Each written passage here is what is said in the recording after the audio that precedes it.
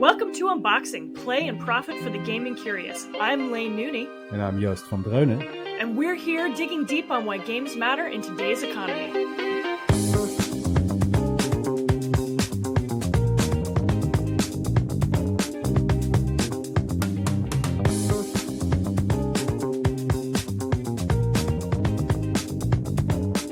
On the docket today, Friday, October 3rd, Electronic Arts just got bought out in a $55 billion deal, and it's not from Microsoft this time. We're talking private equity, Saudi state capital, and Jared Kushner. What does this mega acquisition mean for the future of game publishing, and why does Joost think this marks gaming's arrival as a geopolitical asset? All that and more with your two somewhat suspicious co-hosts, but first, we've got some catching up to do.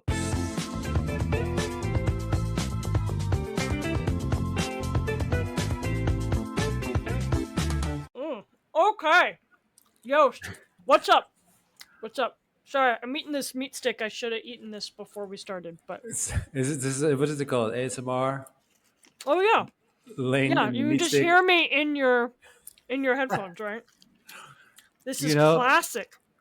Natural turkey. You know, it's a reprieve from all the other stuff I've been talking about all week, so it's nice. Oh, yeah. I hear something really awful happened in the game industry.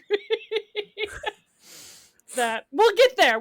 Let's not, let's save it for a minute. How was your weekend, man? Weekend was good. So New York, or Brooklyn more properly, was experiencing its like another round of summertime. Mm-hmm. So it just means outside, it's 80 degrees, walk around, spend time with the kids doing kid stuff, and so you don't have to think about things.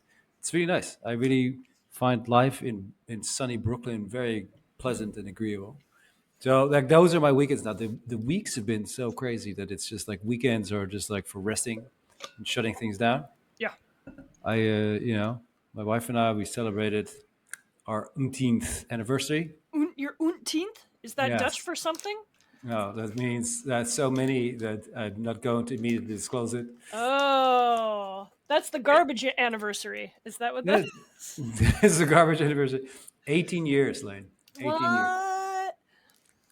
Wow, that's like almost as long as I've been a legal adult.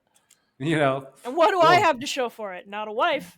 I'll tell you that. I mean, having a wife is a bad habit in so many ways. But I persevere. 18 years of counting. So we had maybe one or two glasses of champagne. So that was fun. Had a good time. There was a lot of family, love, children, sunshine. It was nice. What Ren Fair did you go to? Congratulations. Thank you. On your success in marriage. My romantic success, Yes. You're still a charmer, She hasn't kicked me out yet. I always think that she would kick me out, she wouldn't leave. I would be the one having to leave. Having met her, I would agree. She's all she ain't leaving that house. Your ass is staying at the Hyatt. I am across the big road on Atlantic. Yeah. In some studio. You're just getting your breakfast at the fucking BP on Atlantic Ave. Yep. A lot of burritos out of a vending machine. What happened to Dad? He totally fell off. So yeah, you got support system got cut off. So that's me. What did you celebrate this weekend? What did I celebrate this weekend? I mean, I'm proud of myself that I've been making my weekends very no work. Because my job, now that I'm the director of undergraduate studies, it's like my work days are just a little bit longer. It's like it sucked all the fat out of my days. I really feel like I just used to do nothing at all. Mm-hmm. And which somehow can't be true. I wrote a book and shit, but whatever. But because my work week has really amped up, I protect the weekends, and so I did a variety of silly things. On Saturday I went on so I have a friend, Nancy Novacek, who's an artist, and she's part of a collaboration of folks who put together this art piece called Walking the Edge, where different groups of people sign up to walk 10-mile segments of the New York waterfront, across all 5 boroughs. Mm-hmm. And which some of those sections are very beautiful and have been kind of designed to be walked along, and others have not. So I did that with a couple of friends, and that was, I don't really walk 10 miles in a day. That's not a thing I do. That's not good for a hypermobility body. My feet felt like little razor blades afterwards. But we basically started at High Street Hmm. at the High Bridge on the Bronx side, walk Hmm. across the bridge, walked south through. It's not really the Upper East Side. It's like the east side of Washington Heights. Hmm. Hmm. Um, the funniest part, the start of it was quite funny. We were in myself and the woman I was with. We were both in like red bandanas with like black, like very kind of like gay sort of accessories, right? The bandana is a core part of the lesbian accessory mode, and this this this woman Finish of your the neighbor story. this woman of the neighborhood came up to us and she was like, someone's gonna think you're with the Bloods with those bandanas on. And I was just like, I think there's a lot of other things that would rule me out of being No. part of the Bloods. I was gonna say, you just walking Like, around with your gang colors. so it's like, I'm not in a gang, ma'am. I'm just a Well, it's homosexual, and that's different gang, of sorts. It's yes. like So that was, I was like, we're off to a great start, of this adventure. But yeah, I love it. it's really illustrative of where the city does and doesn't give a shit about its people, right? And so that first kind of 5 mile stretch down from High Bridge along, you can't even walk along the waterfront for most of it. It's just you're bouncing along streets. You're in these weird kind of like these walkways that go up over the streets so that you can get over the highways. It really just kind of like undercared for, rampantly filthy, unmaintained spaces, and then gets a little better when you get into kind of like the northernmost part of Harlem, and then you're on the kind of like the Upper East Side part of the walk. But it was excruciating, is how I would describe the experience. really. It was very painful to walk that far. Yes, that's like 30,000 steps in a day. Remember, I have that disorder where my ligaments don't really hold my bones in place. And so it turns out walking that far is like not a thing I should be doing. I forgot. I forgot that that's what you. I mean, it's quite a bit. Like this is the thing about New York. Like you end up walking so much, Yeah. So, but like 10 miles is a lot. Five But is more average. yeah, it's kind of like I had a friend who was like, "So what's the art?" Right? And I was like, "The walking is the art. It's a durational experience." So, It's a yes. It's yeah, a and then we just shotgunned perseverance. some margaritas when we were done. So, I bet you were better at that. Bet your professional. ligaments Don't need didn't any get in the help. way. Like you always have these like weekends where I think it's like I would rather sit in a chair. It's like it's like so involved. But you're so active on the weekends. Like I don't feel bad that I'm not. It's just like I'm just like wow. I would absolutely not have that picked, even in my top 10 of things to do. Yeah. It was a beautiful day for it, I suppose. It But was it was stunning, and now it feels like proper fall outside. I wake up to go to the gym at like, early, and it's, I think it was 59 when I got is out it, of bed today. I was like, iced whoa, coffee season is over. we're gonna need a hoodie. Okay, that's No, what's going on. no more iced Yeah, coffees. iced coffee season is over for sure. That's awesome. But that means novelty latte season has just begun. Oh yeah, the pumpkin spice. I can already smell it. The pumpkin spice, the Oh, cinnamon, whatever, the pistachio brulee, it's all coming for us. The it's gingerbread, it's he's like there. so, He's waiting. so He wants mid. to say hey. It's not. That's not how you make coffee. That's a milkshake. Okay, just shame on you. Shame on you. Anyways, that's just All me. right. Are we ready to talk about some big games news? Yeah, let's let's do that. Let's do that fun transitional moment. Cue the music.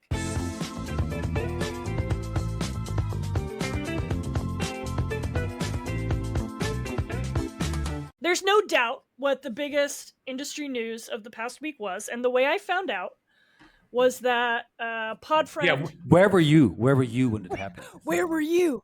Podfriend Phil Salvador texted me, and all I got was this message from him that said, "You and Yost are going to have to do an emergency podcast." And I was like, "Oh no, what happened?" I was like, that's not a text I want on a Friday afternoon. And then also, but because games news reporting is not treated as banner headline news, I was like, oh, where do I go to like find, this isn't in my Guardian app. Do I have to open Blue Sky? Somehow I pieced it together what was going on. Messaged you. I was the third person to tell you about it, which is you said was a good number, but I wasn't number one. You know, What do you mean you're not number one? I mean, I know I'm number one in your heart. I just mean I was not the first person to break the EA story to you. You know, You do. oh, I mean, I'll give you your flowers. Like you do often like respond unusually quickly to anything that like reaches like just triggers a certain threshold or whatever. It's a lot of times it's like my reporter friends, mm, my reporter boy and girlfriends, and it's they have I mean that's just their job and they know, or they will ask a day or two in advance like, hey, mm. I'm Oh, hearing that Joey and Jessica are whatever, and so what do you think that means? So they don't know, but they have like they see the whatever clouds move and they think something's changing. So that's how I usually find out. But you were top five person, you told definitely. me I was top three. Anyway, I'm working my way up. I'm working what my way up what we are because I talking hadn't. about was when Joey Electronics and Jessica Arts got together. Yes, let's put our listeners out of their misery in case you have been living in a cave for the past week. EA has been is in plans to be privately acquired by a whole kind of tangled smorgasbord of investors. Yost, can you start with the basics of just like what happened? What's the top headline?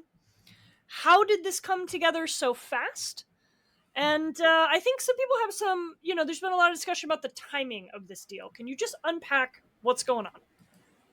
Yes. So, in short order, the news on Friday came together that there was a potential deal, which was then confirmed on Monday that EA was going to be privatized in a leveraged buyout uh, financed by, well, JP Morgan, the bank, but really it's done by the Saudi Arabian Public Investment Fund, PIF, Affinity Partners, which is a hedge fund, private equity fund, run or associated with Jared Kushner, and Silver Lake, which is Not a a pod fund. friend.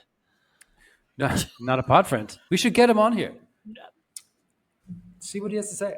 Apparently, they are all gamers, so that's part of the rationale here. You hear this after the fact. I was like, oh, but he's a big gamer. It's like, oh, okay, really? Yeah, I'm sure. I'm sure.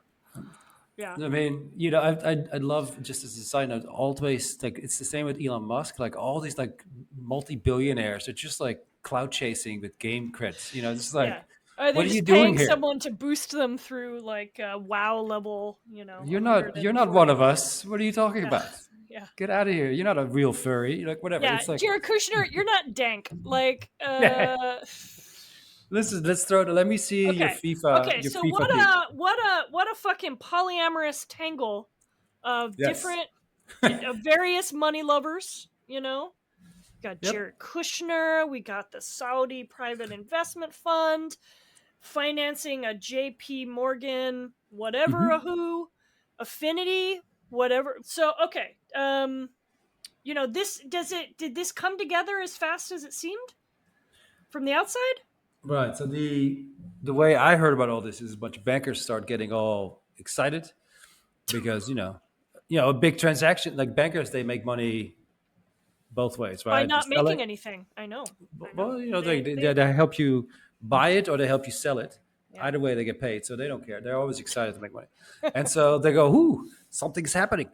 There's a disturbance in the force," and so they end up there. I mean, I guess the reference is valid.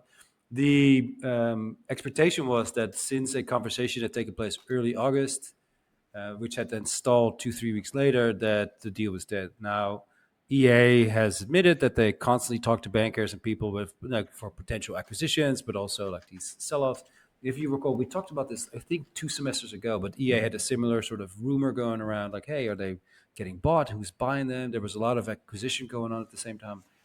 Was it going to be Amazon? Who knows? Anyways, long story short, that happened. It seemed like it was doing something, then it was dead. So people were going, all right, that's the end of that, maybe later.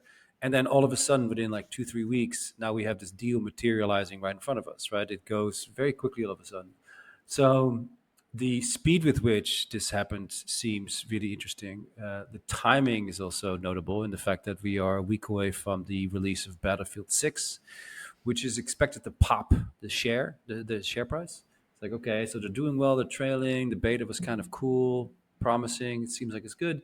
Will they make lots of money on this on the release of this? Probably. So that would then, make shareholders excited. So you kind of wonder, like, what kind of financial finesse is happening here, Hmm. right? Like it is for. I mean, I could probably get $55 together in the next 3 weeks, but 55 billion. It's just like that's a circus of underwriting, Yeah. and so the fact that they pushed it through, that were able to push it through that quickly, that tells you sort of who's involved. Can I ask a question? So this is a leveraged buyout. Yeah. That is usually not a term that is people look on very fondly, right? It's not an activity toward which there tends to be a positive sensibility, often from the company that is being bought out. Is Hmm. that, should we understand what's the tone here, right? So I assume basically this is happening because all these investors are coming in to offer a value over to basically like buy out all the shareholders. Is this Hmm. being welcomed? Well, yeah. So the current shareholders, they receive a 25% premium on their existing positions. $55 billion means that they are going well beyond the market price. So last week, when this was sort of in the works, Active EA was valued at 42 billion dollars market cap, which is simply put all of the outstanding shares times the share price. That's your number. And so you take the 40, 42, and then you add whatever 25% up, you get to the 55. So that's for the shareholders. It's not a bad idea. It's actually quite a happy circumstance. The leverage buyout part of it is a little different because what it means is you take the cash flow, the money that a company generates, and you use it as collateral basically to borrow from a bank, aka JP Morgan. And so in EA's case, kind of depending on how you define EBITDA in this case, but you could do sort of the last quarter or the last 12 months trailing, call it $2 to $2.5 billion of money that it just clears. Like that's earnings before taxes and so on. You do that, you take that and you take the multiple. And on an average buyout, you have a multiple of 4 times EBITDA or 8, which in this case means let's call it like, so if you do 8, let's say on the high end, you could do 8 times $2.5 billion is $20 billion. If you're offering 55, you still need to, where are you getting the other 35 billion?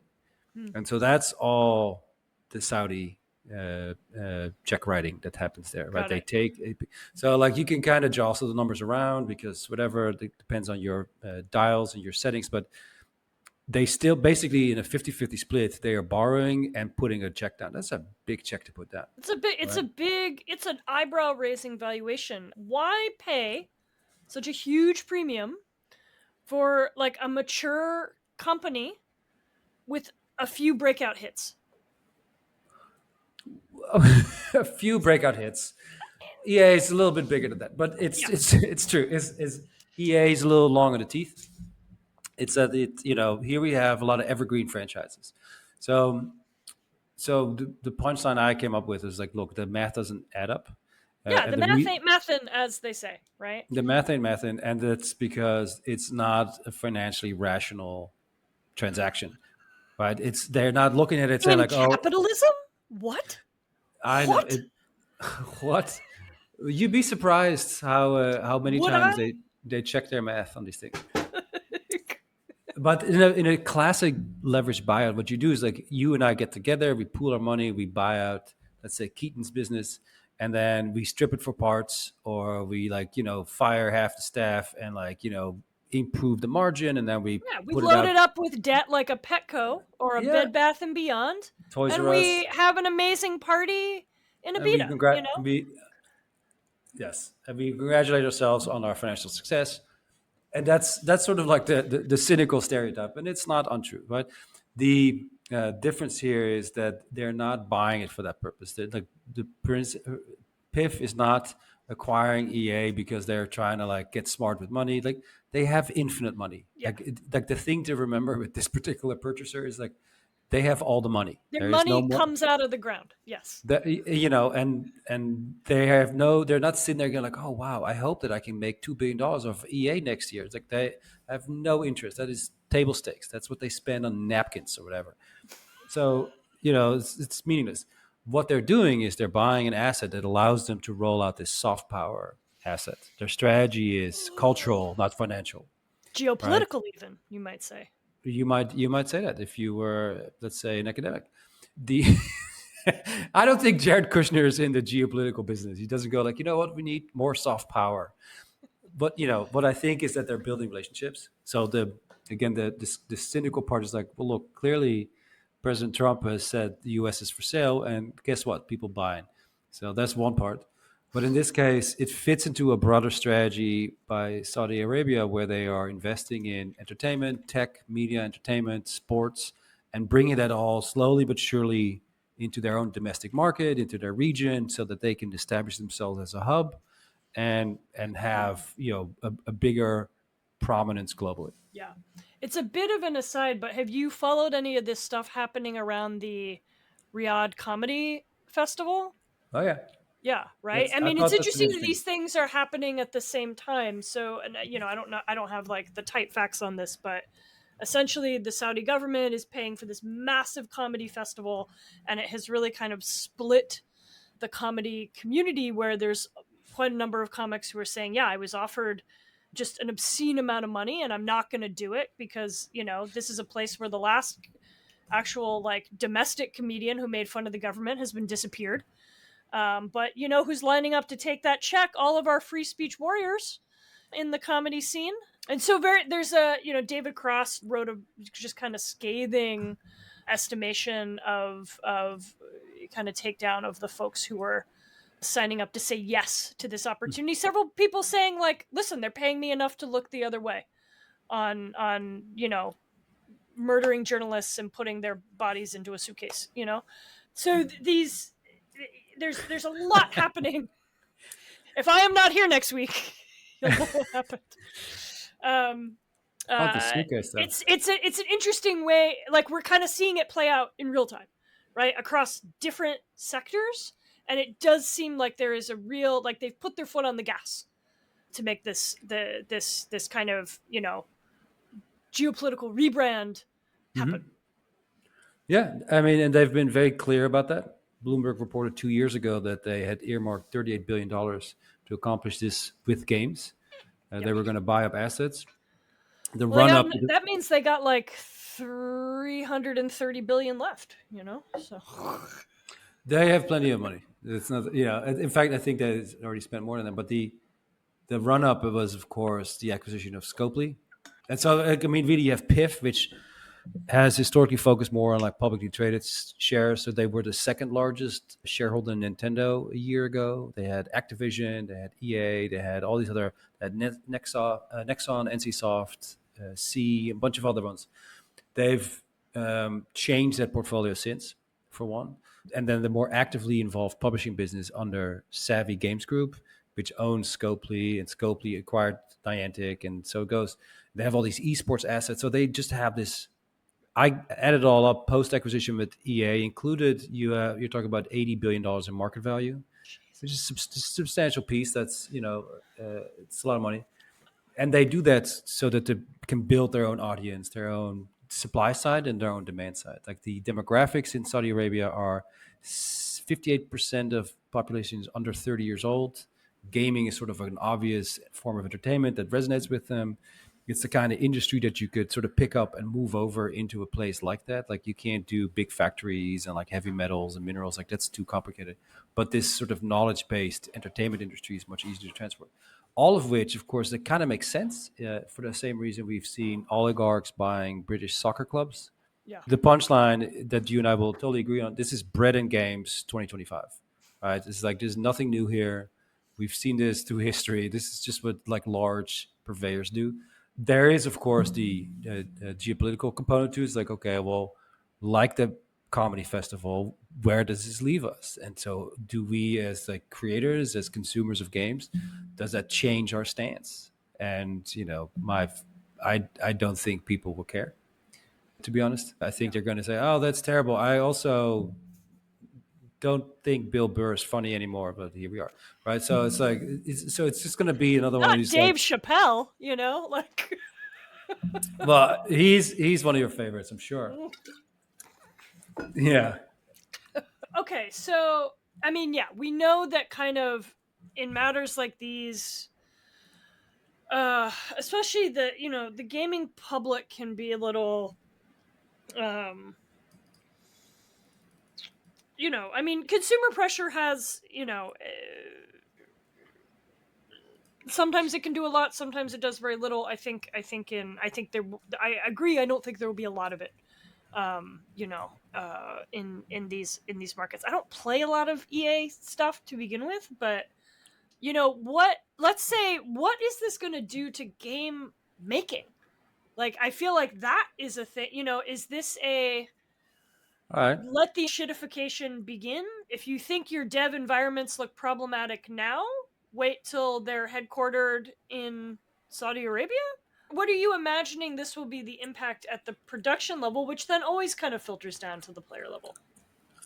So you bring up some interesting questions. The labor component here obviously is interesting because we just had a whole conversation around how H-1B visas in the US are hard to come by for no reason all of a sudden, For a manufactured reason.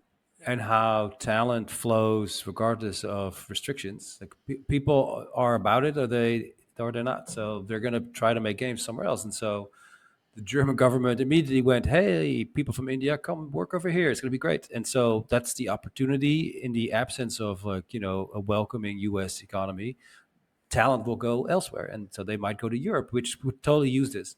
However, Europe does not carry the same amount of cash as say Saudi Arabia does. So there's a chance that like some degree of innovative talent and newcomers will find a fertile ground. They say like, look, they're investing heavily. There's infinite resources. They're going to be looking to build their own unique sort of setup, their own infrastructure, and so on. Now, of course, the immediate concern with EA is that people are worried about right sizing and downsizing and all this stuff. And logically, I would say like if you've been working for EA in North America and suddenly you have to move your family to Saudi Arabia, that's probably going to be a solid thank you very much, but no. Because that's not like you don't switch mid career unless you can really do it. Like your kids are in school, it's like it's a hard sell. Let's put it that way. So I do expect there to be But some overhaul. do we anticipate that those are actually the moves that are going to follow from this? I mean, look at a company like Tencent, which has gone around and bought up lots of other firms, but like largely leaves them alone, right? Hmm. And obviously, like Tencent is its own thing, but is as the primary telecommunications company in China, has a compatible relationship with the Chinese government. How heavy is the thumb really, do you think? If that question makes sense. The thumb that says you can and cannot make certain things. Or just, like where we're going to do business here versus what you're accustomed to. We're going to like you know, Yeah, Riot I can thought be about that. owned, but it doesn't really seem to impact production overall, right? Right. It's that kind of question, right? Is anything really going to change besides where the money comes from? That's probably so. Um, the answer is yes.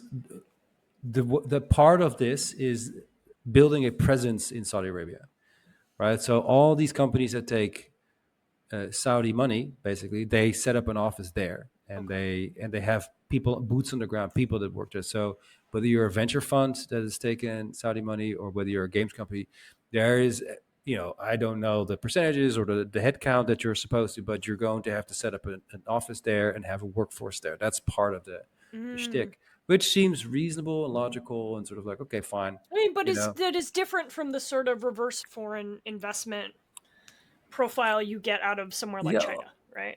Right. Yes, this is very much sovereign wealth fund, and they're like they think of it as differently. Like this is an economic boost, but mostly a cultural shift, right? So in that sense, I think it'll be interesting to see how it plays out. Let me just run ahead and get right to the question: is like, do you think whether the gay couple in The Sims is going to make it through this? Are they gonna stick around, or they're out of here? I mean, And my surely there's some other EA title that has a gay person in it, right? Right? Um, I have no I, idea. I, I mean, I guess the first way I would have of thinking about that question is has there been any intervention on that level in any prior acquisitions or kind of Yes. development investments?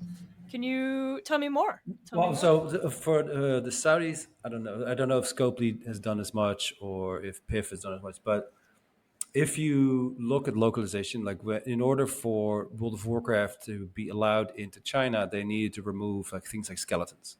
Yeah, They don't like yeah, that. That's not their thing. So please take that out. When EA rolled out Command and Conquer's Generals, they are very strict about what is and isn't allowed in terms of what you can show, right? So yeah. they don't want Germans to be, depicted in some like World War II kind of way.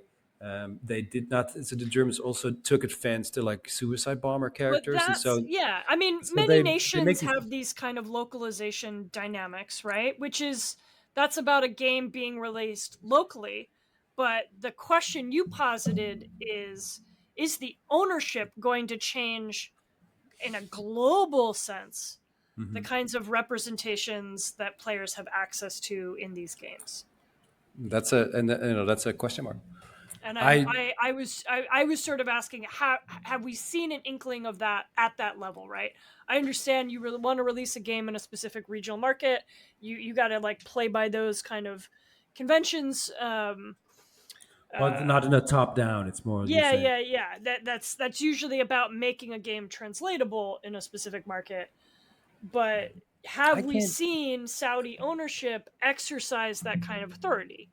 Right? I mean, because that's not what you see out of Tencent ownership profiles, right? Those companies are largely left alone to Mhm. make their products Mhm. and then they localize them. That is typically the. I mean, that would be. I don't like it. I don't like the. I mean, it. I don't think that would be the angle, but who knows? Listen, let them play their hand, but it's like it's hard to judge before anybody's ever done anything Yeah, in that sense. I Like, mean, so I do have we have no. any evidence that that's likely? That would be my return question. Here's the thing: is like when you are in the throes of a cultural sort of strategy where you're trying to build out your prominence. That's where you basically say, "Hey, everybody, we're here and we matter," and that's great. You're also inviting a host of other conversations. So people are like, "Oh, well, who are you then?" Right? And so I think that there is just, I say, a, an inevitable discourse that's going to emerge from this, and they might say like, "We're not doing this." I don't know this because I'm not a stand-up comedian that was flown to Riyadh, but there was apparently some list of things that they said you cannot say these Yes, things, right? you cannot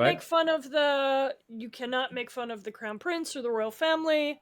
You cannot make fun of, I think, yeah, there was, I think, three primary. um it wasn't restraint on specific like identity categories. It mostly had to do with any sort of mockery of the power structure, right? You know, so Which you also so see in places like what, Singapore, right? Like, you it's know, not uncommon, obviously, yeah. right? It's in fact Or apparently, unheard of. It's uncommon, but it's not unheard of. Yeah. there's this one country recently they laid off, they just got rid of like these nighttime show hosts. I forget what's the name of the country. Oh, America, right? So it's just like so I to was act gonna like say, like, a country where it's bad to be trans. you know it's you just you so how I read. So here's how I pull it back into academia because I spoken to.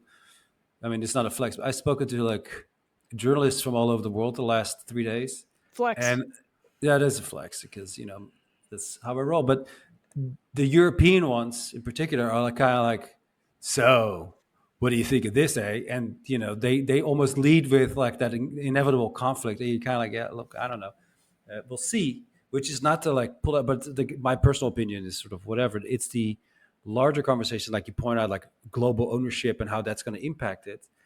And on top of it, I would say that like there's, for them to push that agenda too aggressively, that probably goes against what they're trying to accomplish. And so, I do feel like, so I have evidence of different manifestations of gameplay where a slightly different worldview can exist and is being negotiated by way of gameplay. Yeah. There's an article I can share this, but it's like on research in trading card games in Saudi Arabia, where they become this avenue and arena for people to have somewhat of a more open discourse that may not be available in more conventional Yeah. channels.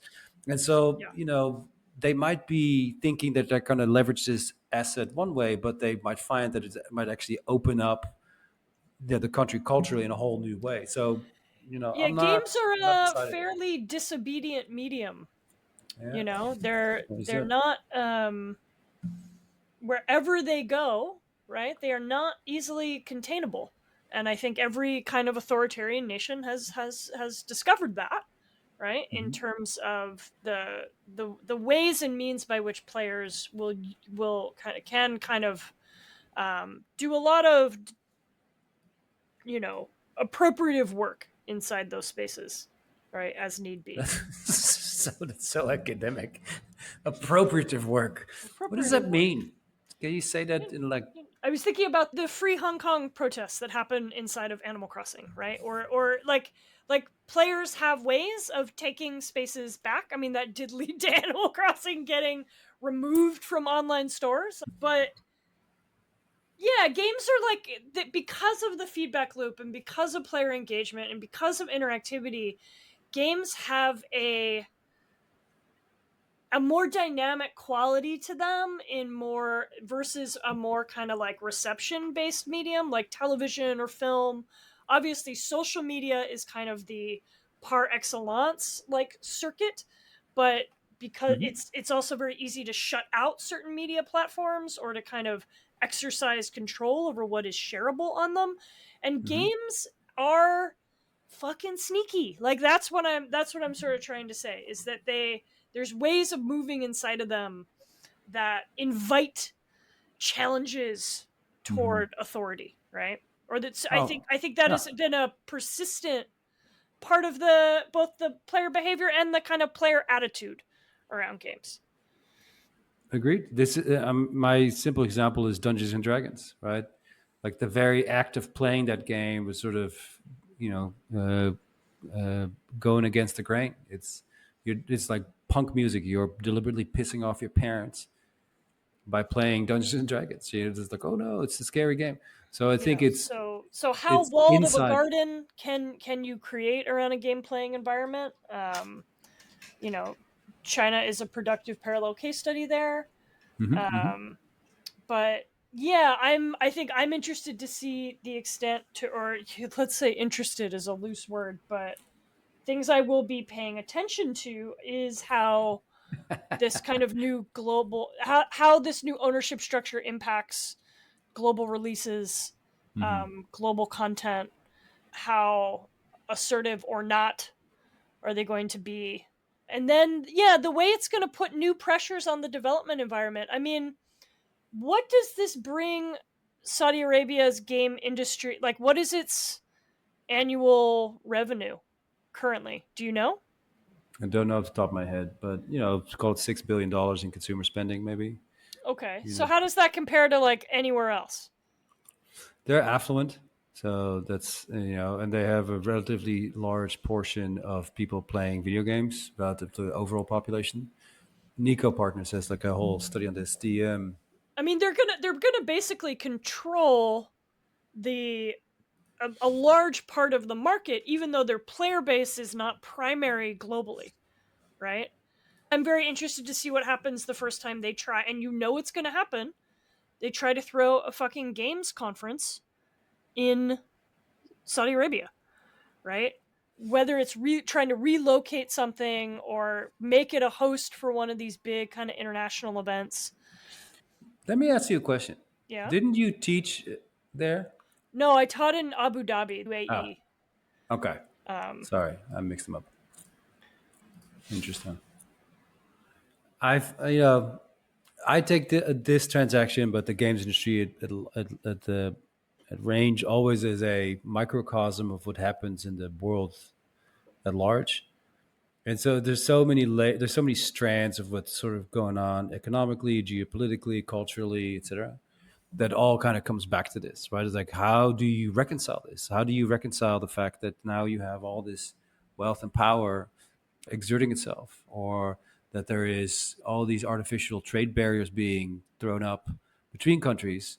Like, what? Why? What? And how do you deal with it? And, and I'm sure that you are aware of all these things, because like the cost of things is about to go up dramatically in the U.S. And so you kind of wonder, it's like, okay, well, whose idea was this? It's like, well, and so yeah, isn't also today the first day of the government shutdown? So there is so much sort of dysfunction that you deal with as a family growing up that's no different than on a global scale. So here you have again a lot of these like tensions. Like, how do you actually how do you play this? Like, how do you make sense of this? So, like, do people see games as political? Yes or no? Is sort of a moot point, because games are inherently political, right? And so, for that reason, it's like, now that we have this massive transition of ownership, and then of course, like, you have to ask, like, what's Jared Kushner's involvement here? Like, is he really like trying to make a buck here, or is this because that regulators won't say nothing, because the moment they start asking questions, he just calls his father-in-law and he says, yeah, the deal's done, like, it's happening. So it's like, all of these examples that you think are true, like, are playing out in real time here, which Yeah. it's a fascinating case. What do Yeah. you make of regulators, by the way? Do you think there's going to be any pushback here? I Most mean, of I was EA's gonna business. ask you because I think you know this space better than I. But is there anything on a regulatory level that can be done to like? Is this blockable? I'm not sure that a leverage buyout can be right. Mhm. Like, what mechanisms exist? Because where EA is traded through the New York Stock Exchange, right? Very good. Is there anything that there's no brakes on this? Is my assumption. There is, but it's not the same way that we saw with the Activision Blizzard one, where you had this vertical integration, and then you could Yeah, get the FCC go nuts about, like, yeah. well, it's a media. There's not a monopoly power argument here. There's not the impact of this on like consumer choice doesn't really feel like a very productive conversation, right? So yeah, like It, who under whose authority could anything even be done?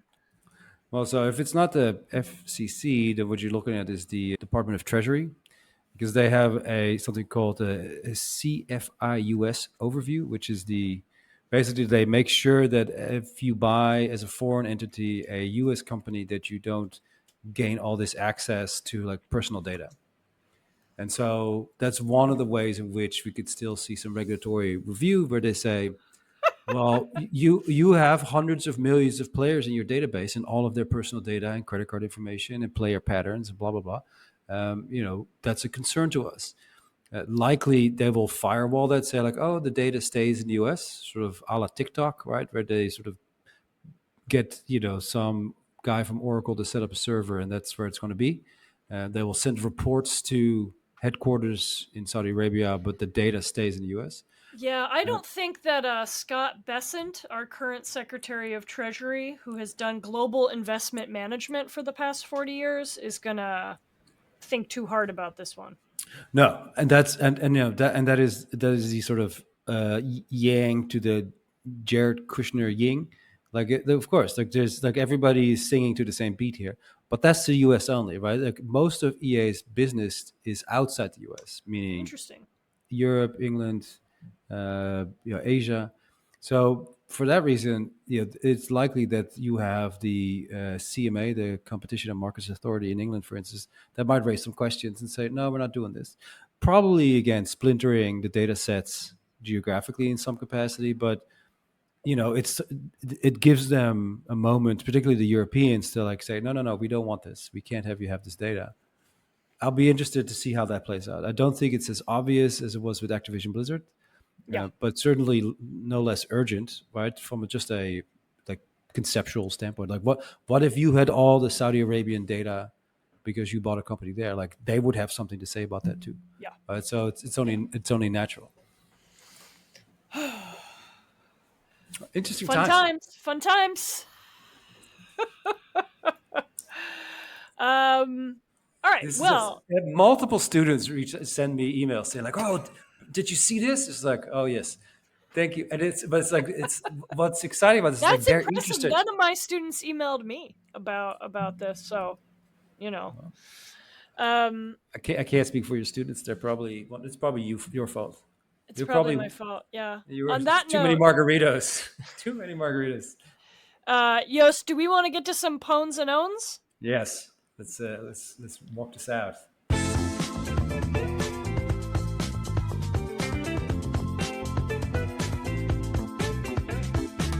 All right. What do you got? Or do I need to go because you're going to try and find something? I am going to totally tell you what my pwn is for this week. Okay. In three, two, one. So I think that the price point for the Xbox ROG Ally of $1,000 is too many dollars. I don't think that that's necessary. I'm not sure what the pricing is here. So my thinking is that Sarah Bond is hand manufacturing these, like she's on the weekends screwing these things together in her garage. That's just way too much money. So I'm curious, like who they like. It seems like an affluent user base, but it's like, what is Yeah. like compared to the Steam Deck? Like the Steam Deck is already like decent company. It's like, is Yeah. this really the move? Yeah. I'm, I mean, I'm not. you're stealing some air out of what we could have.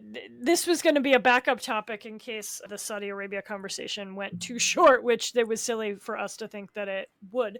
But yeah, so the highest end Mhm. version of the Xbox Rogue Ally is $1,000.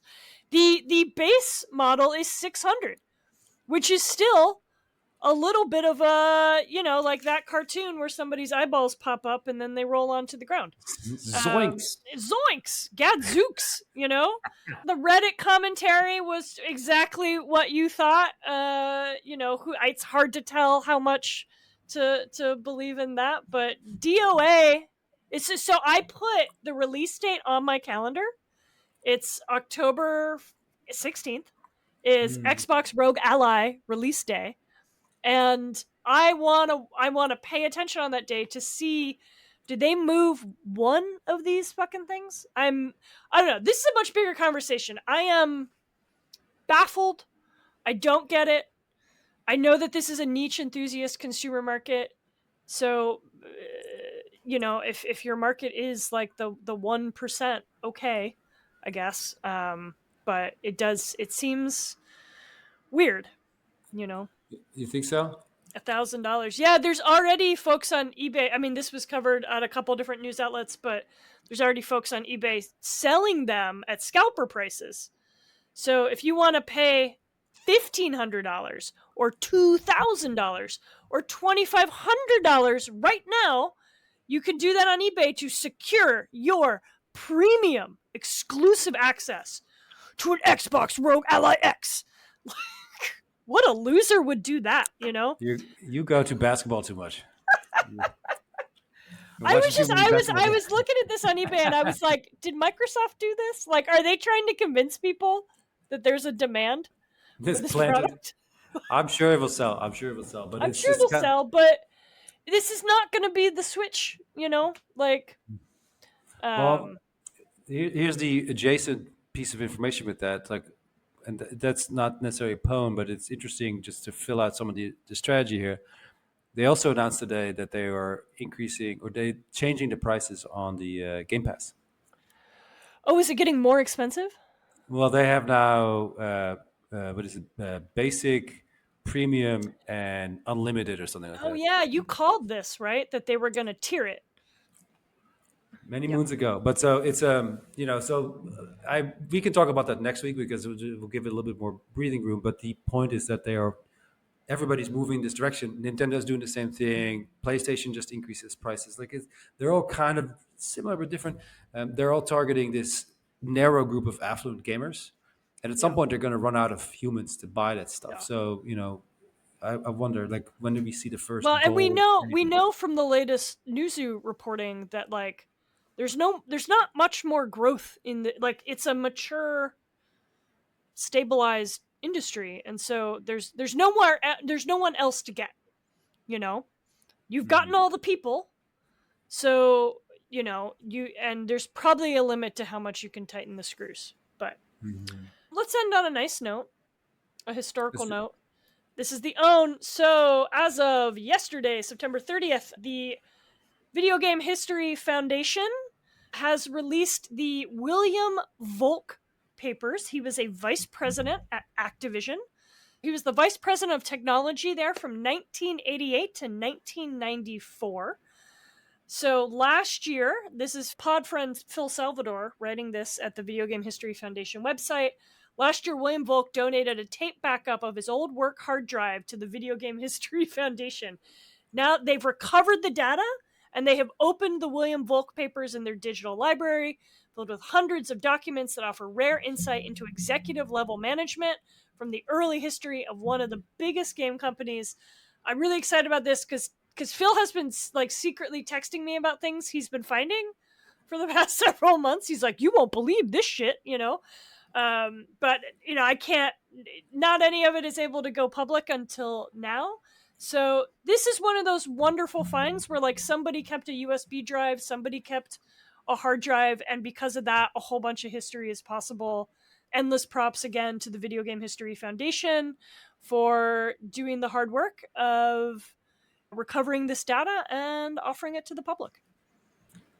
Very interesting. I met him once, Mr. Volk. He's a nice guy. I don't know about these papers, but I know that excites your ilk. Look, it's old papers from a long time ago. Old executive documents. Well, let me get a sandwich and sit right down. Okay. Let me get my bathrobe and get comfortable. That's fantastic. Oh, I'm happy for you, Phil. I feel Phil is basically sort of our, like, he provides sources. This episode always starts with Phil and ends with Phil. He's a wizard. Yeah, he was the bookend of today's episode. Speaking of which, why don't we give all of our listeners a early break? And I'm just saying that because we're finally coming in under an hour for once. And give our We're getting good producer an early break. All right, Yost, anything else? Only love. Only love. Let's end there. All right. Good night and good game.